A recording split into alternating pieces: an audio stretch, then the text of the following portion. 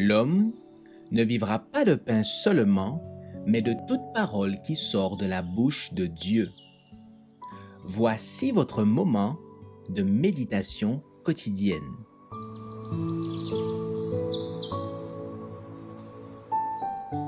Maranatha. Le 16 octobre, la nature de la bataille finale. L'Éternel a ouvert son arsenal et il en a tiré les armes de sa colère. Jérémie 50, verset 25. À son gré, Dieu peut donner aux éléments d'anéantir la puissance de ses ennemis. Le psalmiste les interpelle en ces termes. Foudre, grêle, neige, vapeur, vent de tempête qui exécutait sa parole. Psaume 148, verset 8. Sur les armées des Amoréens idolâtres qui voulaient résister au vrai Dieu, l'Éternel fit tomber du ciel de grosses pierres.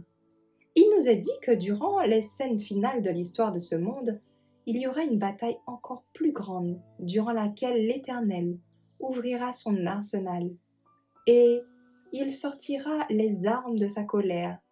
Il pose la question. Es-tu parvenu jusqu'au amas de neige? As-tu vu les dépôts de grêle que je tiens en réserve pour les temps de détresse, pour les jours de guerre et de bataille? Job 38, versets 22 et 23. Dans l'Apocalypse, Jean nous décrit les ravages qui auront lieu quand une grande voix venant du temple céleste dira « C'en est fait !» Des grêlons énormes du poids d'un talent tombèrent du ciel sur les hommes. Apocalypse 16, versets 17 et 21.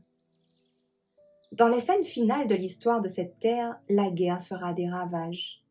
Les pouvoirs du mal ne se rendront pas sans avoir lutté, mais la Providence a un rôle à jouer dans la bataille d'Armageddon.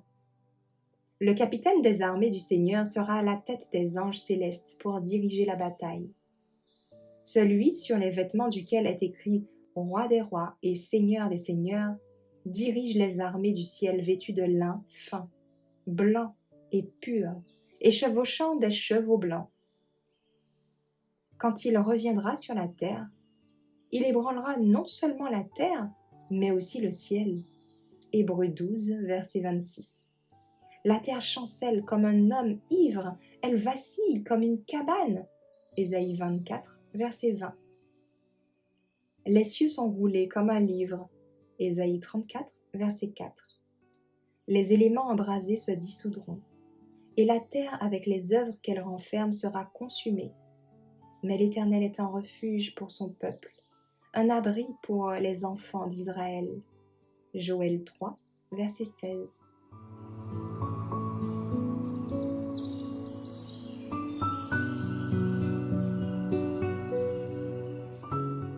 Merci d'avoir écouté cette présentation.